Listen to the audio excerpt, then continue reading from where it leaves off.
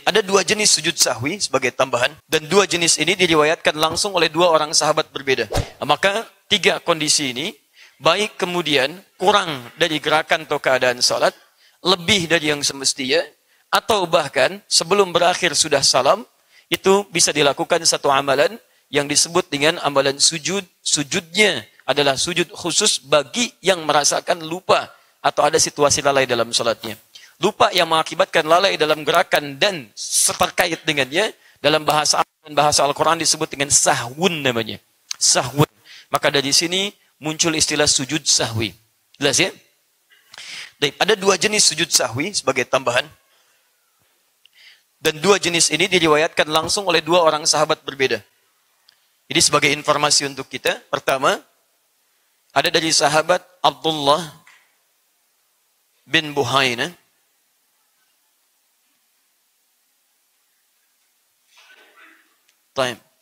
Yang kedua, ada dari sahabat Abu Hurairah radhiyallahu ta'ala anhu. Dua-duanya tercantum dalam Sahih Al-Bukhari. Satu nomor hadis 1224, satu nomor hadis 1229. Dua-duanya sahih. Juga yang ini ada di hadis Muslim, nomor hadis 570. Yang ini mengajarkan sebelum salam, yang ini menunjukkan setelah salam. Jadi sujud sahwi bisa dilakukan misalnya sebelum salam, bisa dilakukan kemudian setelah salam. Ini poinnya. Paham ya? Sampai di sini bisa dimengerti? Nah, kapan kemudian rincian sebelum salam dan setelah salam? Itu ada beberapa turunan, ada beberapa kondisi. Umumnya, kalau sekiranya dalam gerakan sholat kita, atau dalam prosesi sholat kita, kita melakukan misalnya gerakan-gerakan menambah dari yang semestinya, karena kita ragu di dalamnya misalnya, atau kita paham setelah selesai menunaikannya, maka sujud sahwi dilakukan setelah kita menunaikan salam. Jelas? Misal, sholat subuh berapa rakaat? 2 rakaat. Dalam keadaan tidak sadar, Anda mengerjakan 3 rakaat misalnya. Maka setelah Anda selesai salam, Assalamualaikum, Assalamualaikum, Anda tunaikan kemudian sujud sahwi. Paham sampai sini? Baik, jika kondisinya dilakukan misalnya, dalam keadaan sedang sholat, kurang dari semestinya, atau seperti kondisi tadi misalnya, baiknya dia, bukan kondisi yang sebelumnya, jadi sebelum kita menyelesaikan sholat, kita ragu apakah ini 3 atau 4, atau kurang dalam mengerjakan satu bacaan tertentu, maka, atau gerakan tertentu, maka Anda kerjakan sujud sahwinya sebelum menunaikan salam. Di Anda setelah tahiyat selesai, Anda tunaikan kemudian sujud, dan Anda bangkit, Anda sujud, Anda bangkit, Anda salam. Teknis saya simpan belakangan, saya jelaskan sekali lagi, jika Anda lebih dalam satu pekerjaan salat, maka Anda tunaikan sujud sahwinya setelah selesai salam. Paham? Baik, yang kedua, jika Anda tunaikan kemudian salat, saat dalam pekerjaan itu merasa kurang sebelum Anda kemudian selesaikan, atau tidak melebihi batasan yang telah ditetapkan, maghrib 3, Anda rasakan 2 misalnya, Anda sempurnakan kemudian, maka sebelum salam Anda tunaikan sujud sahwi. Paham sampai sini? Baik, yang ketiga, jika kondisinya adalah seperti kejadian barusan. Kejadian barusan, jadi belum sampai kemudian rakaat sempurna, kemudian imam menunaikan salam. Lalu bangkit lagi sempurnakan rakaat yang ketiga, maka dalam kasus ini yang paling kuat pendapatnya sungguhnya setelah selesai kemudian menunaikan salat, salam kanan dan kiri baru kemudian menunaikan sujud sahwinya. Tapi dalam dua hal ini, pendapat yang paling kuat di antara para ulama dari detil yang tadi tidak banyak mempersoalkan mau dikerjakan sebelum salam silahkan, mau dikerjakan setelah salam silahkan. Jadi kalaupun Anda bingung misalnya dalam kondisi saat dalam keadaan salat, Anda boleh memilih apakah Anda akan kerjakan sebelum salam atau Anda kerjakan setelah salam. Jelas sampai sini? Baik. Jadi jangan sampai Anda bingung, Anda sujud sahwi lagi gitu kan? Setelah Anda sujud sahwi, Anda bingung, Anda sujud sahwi lagi. Nah, tidak ya? Itu tidak perlu dikerjakan. Paham ya? Jadi silahkan Anda kerjakan sebelum salam atau setelah salam. Detailnya nanti kita bisa turunkan seperti apa yang tadi kami jelaskan.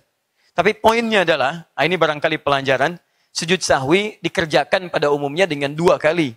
Jadi satu yang pertama dikerjakan, kemudian setelah itu dia bangkit, kemudian dia sujud lagi, dia bangkit lagi, langsung kemudian salam. Baik, apa bacaan yang disampaikan? Kita detilkan teknisnya. Misal, saya mau kerjakan sujud sahwi sebelum salam. Setelah selesai kemudian tahiyat, lalu kemudian kita bacakan sampai ujungnya dengan minta 4 perlindungan. Setelah mengatakan innaka hamidum majid, Allahumma inni a'udzubika min azabi jahannam wa min azabil qabri wa min fitnatil mahya wal mamat wa min syarri fitnatil masih ad-dajjal. Misal, kemudian saya ingin sujud sahwi sebelum salam, maka saya sujud langsung takbir, Allahu Akbar, turun. Imam An-Nawawi mengajarkan dalam kitab Rawdatul Talibin, misalnya beliau sampaikan di antara bacaannya adalah misal subhana man la yanamu wa la yashu. Bismillah. Subhana man la yanamu wa la yashu wa la yashu.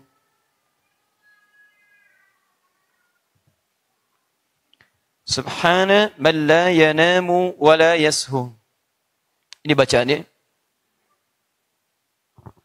Maha suci Allah, zat yang tidak pernah tidur juga tidak pernah lupa. Baik, kenapa ada 2 kalimat ini? Karena kemungkinan orang-orang yang lupa dalam salatnya, baik dalam gerakan atau bacaan, hanya ada 2 penyebab. Yang pertama adalah ngantuk. Dari ngantuk itu kemudian tidak bisa konsentrasi dalam salatnya. Pernah kejadian Anda salat subuh kemudian tidak konsen? Baik ya? Subuh sebetulnya 2 rakaat, tiba-tiba jadi 3 gitu kan? Baik, atau dalam keadaan salat malam, ada rasa kantuk masih terasa, dan itu mempengaruhi keadaan salatnya. Yashu, ya lalai yang disebabkan bukan karena kantuk, macam-macam. Macam-macam, karena banyaknya pikiran, karena ada sesuatu yang mengejutkan, karena bacaan-bacaan yang kemudian menghadirkan gambaran tertentu dalam praktek salat, disebut dengan sahwun namanya. Yang ini yang dibacakan oleh Anda, begitu Anda kemudian turun pertama, Allahu Akbar, langsung Anda katakan subhana man la yanamu wa la yashu. Anda bangkit lagi, Allahu Akbar, duduk, langsung kemudian Anda sujud lagi. Anda katakan lagi, diulang 2 serupa, doa yang serupa. Anda bangkit lagi, setelah bangkit, langsung Anda kemudian salam. Tidak perlu mengulang bacaan tahiyat yang semula. Jelas ya? Baik. Ini baik dilakukan sebelum salam ataupun dikerjakan setelah salam. Taib. Kalau kemudian Ustaz, saya kerjakan, dan saya tidak tahu kalau itu dilakukan dalam keadaan 2 kali misalnya, saya kerjakan 1 kali. Karena ketidaktahuan yang saya sebabkan, maka bagaimana kemudian kondisinya? Orang-orang yang tidak mendapati pengetahuan, maka dia masuk dalam kategori orang-orang ma'dzur, ma'fu anhu. Orang yang termaafkan karena ketidaktahuannya. Dan dihukumi dia dengan kadar ketidaktahuannya dan sah ditunaikan salatnya. Dan dilengkapilah kemudian dengan menunaikan amalan-amalan salat sunnahnya. Paham sampai sini? Baik, semoga ini menjadi bekal bagi kita. Kalau satu saat teralami peristiwa serupa, bacaannya sudah paham, gerakannya sudah paham, dan waktu kita mengerjakannya juga bisa dipahami. Baik, saya cek dulu ya, untuk memahamkan kesimpulan yang sempurna.